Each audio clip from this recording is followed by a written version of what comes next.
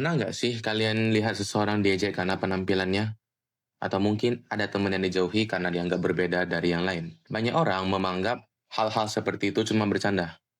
Ah, kan cuma bercanda doang. Kan cuma iseng. Tapi, sebenarnya hal-hal seperti itu bisa termasuk bullying. Halo teman-teman, di video kali ini kita akan membahas apa itu bullying dan apa hubungannya dengan ideologi Pancasila dan kenapa sebagai warga negara Indonesia kita perlu memahami hubungannya. Tetapi sebelum masuk ke hubungannya, kita harus pahami dulu apa sebenarnya itu bullying. Bullying adalah tindakan menyakiti orang lain secara sengaja dan berulang-ulang. Bentuknya bisa macam-macam. Ada bullying fisik, seperti mendorong, memukul, ataupun merusak barang milik orang lain. Ada yang namanya bullying verbal. Ini memang bukan fisik, tetapi dia bisa seperti mengejek, menghina, memberi julukan yang menyakitkan, atau mungkin mempermalukan seseorang di depan umum. Sekarang, bullying juga sering terjadi di media sosial. Misalnya, ada seseorang yang dihina di kolom komentar, padahal cuma postingan. Tapi omongannya pedas banget. Masalahnya, pelaku bullying seringkali tidak menyadari dampaknya. Mereka mungkin menganggap itu lucu atau sekadar hiburan. Padahal bagi korban, pengalaman tersebut bisa meninggalkan luka yang cukup dalam. Ada yang menjadi tidak percaya diri, takut bergaul, sulit berkonsentrasi saat belajar, bahkan mengalami stres dan gangguan kesehatan mental. Nah, setelah memahami bullying, sekarang kita beralih ke ideologi. Apa sih sebenarnya ideologi itu? Jadi, secara sederhana, ideologi itu adalah kumpulan nilai yang dimana berisi tentang keyakinan dan cara pandang yang menjadi pedoman seseorang. Kalau misalnya di Indonesia nih, ideologi negara kita kan adalah Pancasila. Nah, Pancasila bukan sekadar 5 kalimat yang cuma dihafal di saat upacara. Sebenarnya Pancasila juga kita harus menjadi pedoman bagaimana kita harus bersikap terhadap sesama manusia dan terhadap bangsa kita sendiri. Lalulah, muncul pertanyaan, sebenarnya apa sih hubungan bullying dan ideologi Pancasila? Nah, kalau misalnya kita pikir-pikir, hubungannya itu sangat erat, meskipun tidak tertera secara langsung. Nah, coba kita lihat satu persatu. Pertama, kita lihat dari sila kedua terlebih dahulu. Kemanusiaan yang adil dan beradab. Sila ini mengajarkan bahwa setiap manusia memiliki martabat yang harus dihormati. Mau bagaimanapun penampilannya, mau dari manapun asalnya, mau dari manapun ekonominya, mau gimana pun kemampuannya, ketika seseorang mengejek temannya karena bentuk tubuhnya, warna kulitnya, kondisi keluarganya, atau kekurangannya, berarti ia tidak memperlakukan orang tersebut secara beradab. Padahal, Pancasila mengajarkan kita untuk menghormati sesama manusia. Kedua, sila ketiga, Persatuan Indonesia. Persatuan berarti menjaga kebersamaan dan menghargai keberagaman. Indonesia sendiri terdiri dari banyak suku agama, budaya, dan juga bahasa. Bayangkan, kalau setiap orang suka merendahkan orang yang berbeda dari dirinya, pasti akan sulit terjadi namanya persatuan. Bullying justru membuat seorang merasa terasing dan tidak diterima dalam lingkungannya. Karena itu, bullying bertentangan dengan semangat persatuan yang diajarkan oleh Pancasila. Nah, selanjutnya kita ke sila kelima, yaitu keadilan sosial bagi seluruh rakyat Indonesia. Nah, keadilan sendiri itu berarti semua orang berhak mendapatkan perlakuan yang baik dan juga setara. Namun, dalam praktik bullying, seringkali seseorang diperlakukan buruk hanya karena dianggap berbeda atau lebih lemah. Ada juga yang dibully karena fisiknya, karena prestasinya, karena latar belakangnya, atau bahkan cuman karena hobi, mereka sampai membulinya. Hal seperti itulah yang tidak mencerminkan nilai keadilan yang diajarkan dalam Pancasila. Sekarang, coba kita bayangkan. Kalau misalnya di sekolah pertama, siswa saling mengejek dan saling merendahkan, sampai mengucilkan teman yang berbeda. Akibatnya apa? Banyak siswa yang merasa tidak nyaman dan takut untuk menjadi diri sendiri. Nah, yang di sekolah kedua, siswa itu saling menghargai, membantu teman yang pada saat kesulitan, dan juga menerima perbedaan. Nah, hasilnya apa? Di sana orang pasti merasa aman untuk belajar dan juga berkembang. Nah, menurut kalian di antara kedua sekolah itu lingkungan mana yang paling nyaman? Tentunya sekolah yang kedua. Nah, sebelum kita masuk ke pembahasan, coba kita lihat dulu cuplikan video berikut ini yang menggambarkan bagaimana bullying itu bisa terjadi di sekitar kita.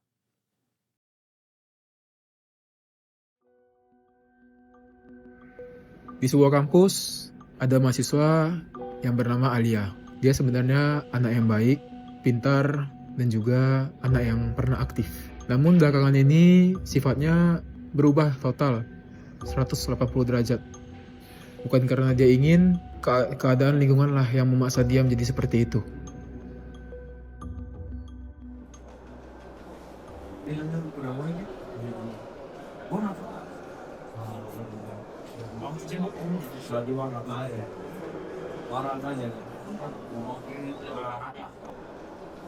Lihat deh si Filbert lagi duduk sendirian.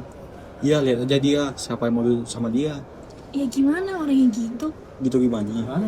Lihat aja dia, badannya gemuk. Mana ada yang mau deket-deket sama dia? Si Silver kasihan banget ya. Tapi gimana cara kita menolongnya? Lebih baik Kak Bian Lazara sih. Saya sih ragu-ragu juga sih.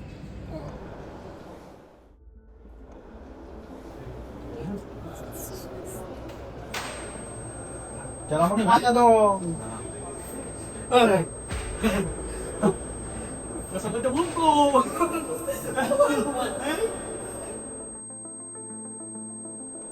Pintar ya, pintar itu. Ini aku lagi. Salah mana? Mana dia? Mana dia?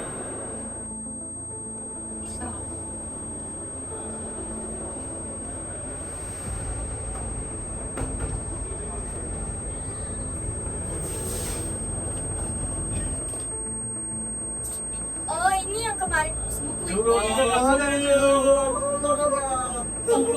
Orang sana.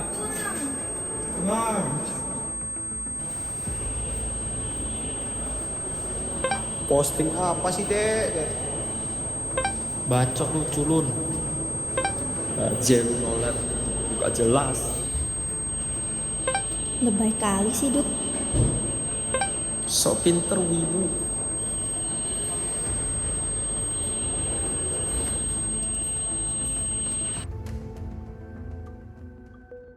Tidak ada yang tahu, setiap kata yang mereka ucapkan, yang mereka anggap bercanda, menjadi perkataan yang menusuk dan juga menyayat hati seorang mahasiswa itu.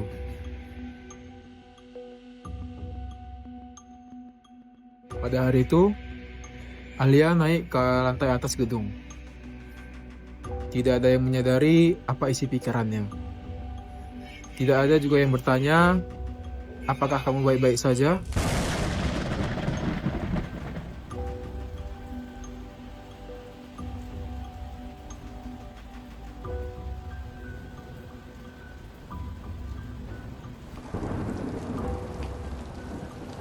Saham lu gimana? Aman lah. Kamu gimana? Aman juga dong. Dari type berapa? Itu kayak Filbert ya? Iya itu Filbert. Kayaknya nggak tinggi-tinggi amat sih. Mati nggak itu? Harusnya mati itu. Enggak lah. Emang dari pernah bukti mati masuk itu?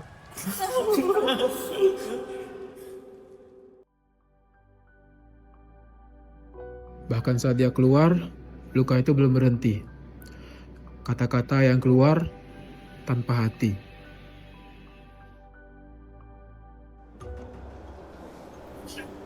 Tunggu, kita ada di video loh. Filbert begini.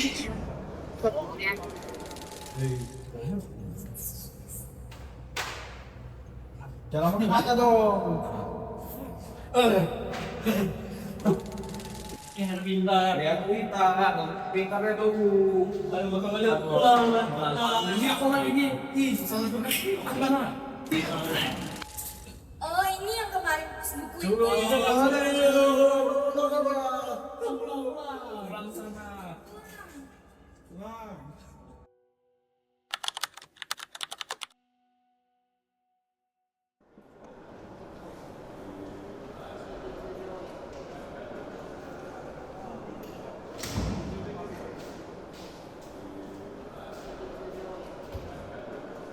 Saya sudah melihat rekaman videonya dengan jelas. Kalian tidak hanya kehilangan seorang teman, tapi kalian juga harus mengakui bahwa kalian juga terlibat dalam masalah seperti ini. Saya tidak akan mentoleransikan kalian yang telah terlibat. Kalian akan saya drop out. Kita cuma bercanda kan? Makanya cuma bercanda. Ya itu laporan gue. Iya, dia aja yang laporanku. Ya bu, dia baper dan bangku jadi orang. Iya, Makanya lo nunggu. belum mampu komentarnya. Iya bu. Itu kan mau Gitu kan itu kompak. mau apa ya tuh? Orang tinggi tuh. Ada yang lucu dari seseorang yang telah mengakhiri hidupnya sendiri. Selain itu, kalian juga harus membuat video klarifikasi, bukan untuk membela diri, tetapi untuk mengakui kesalahan kalian. Jika kalian tidak membuat video klarifikasi, maka hukuman kalian akan menjadi lebih berat. Bullying sering dianggap sebagai hal kecil, candaan, dan juga hal biasa.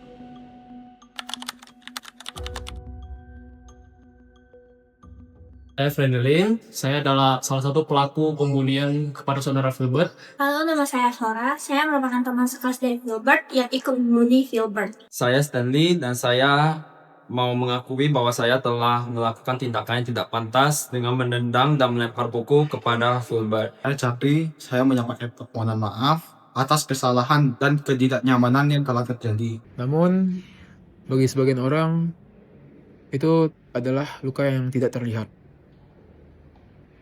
Namun, apabila sudah terjadi penyesalan, Saya ingin menyampaikan klarifikasi sekaligus penyesalan yang sangat mendalam atas tindakan saya dan beberapa teman saya. Kami menyadari bahwa perkataan atau perlakuan kami selama ini telah menyakiti dirinya. Tidak ada alasan bagi kami untuk membuli dirinya, meskipun saat itu kami hanya menganggap itu adalah sebuah candaan. Kami sangat menyesali bahwa semua ini berujung kepada kehilangan Filbert. Jadi saya mengaku menyesal dan saya sering ngomong tanpa mikirin perasaan Filbert. Dan sekarang saya baru sadar kalau apa yang saya lakukan itu semua udah telat. Tindakan tersebut termasuk bullying dan saya sadar perbuatan itu salah serta dapat menyakiti perasaan dia baik secara fisik maupun perasaan. Melalui klarifikasi ini, saya ingin menjelaskan dan saya bertanggung jawab atas hal tersebut. Jadi ini menjadi pelajaran besar bahwa ucapan dan tindakan bisa memberikan dampak yang sangat berat bagi seseorang. Jadi saya meminta maaf kepada keluarga, sahabat, dan semua orang yang terluka karena kejadian ini.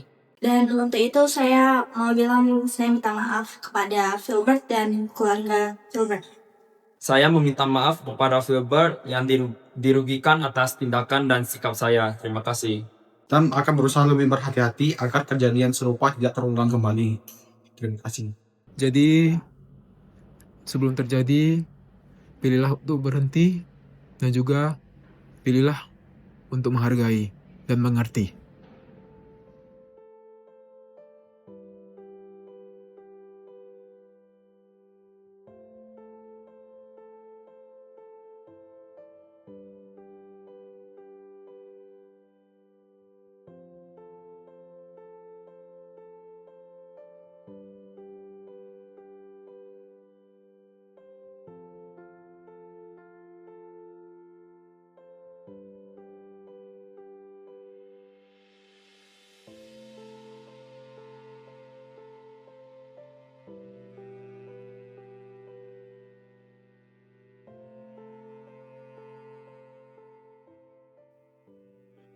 Nah, bisa kita simpulkan bahwa bullying itu bukan hanya sekedar candaan ataupun juga hal sepele, melainkan tindakan yang dapat melukai seseorang secara fisik maupun juga mental. Dalam sebuah kasus yang terjadi di lingkungan mahasiswa, kita melihat bagaimana tekanan akibat bullying dapat berujung pada keputusan yang sangat tragis. Hal ini menunjukkan bahwa dampak bullying sebenarnya kita tidak boleh anggap remeh, meskipun itu hanya sekedar candaan. Nah, kalau misalnya dikaitkan dengan ideologi negara, yaitu Pancasila, tindakan bullying jelas bertentangan dengan nilai sila kedua dan juga sila kelima serta sila ketiga. Setiap manusia juga berhak dong diperlakukan dengan baik, dihargai, dan juga dilindungi dari perlakuan yang merendahkan harga dirinya. Nah, ketika bullying terjadi, itu berarti nilai-nilai Pancasila belum sepenuhnya diterapkan dalam kehidupan sehari-hari. Nah, saran dari kelompok kami yaitu agar tidak terjadi kejadian yang serupa, kita semua memiliki peran penting. Mulai dari diri sendiri, kita harus belajar untuk lebih peduli, menjaga perkataan, dan juga menghargai perasaan orang lain. Jangan pernah menganggap remeh ucapan atau tindakan yang bisa menyakiti seseorang. Lingkungan sekolah dan kampus juga perlu menciptakan suasana yang nyaman dan juga mendukung, serta memberikan edukasi tentang pentingnya nilai-nilai kemanusiaan dan juga Pancasila. Selain itu, teman sebaya juga harus berani untuk tidak diam ketika melihat bullying itu terjadi, tetapi ikut membantu dan melindungi korban. Nah, dengan menerapkan nilai-nilai Pancasila dalam kehidupan kita, tentu kita akan dapat menciptakan lingkungan yang lebih manusiawi, penuh empati, dan saling menghargai. Karena pada akhirnya, kepedulian kecil dari kita bisa memberikan dampak besar bagi kehidupan orang lain.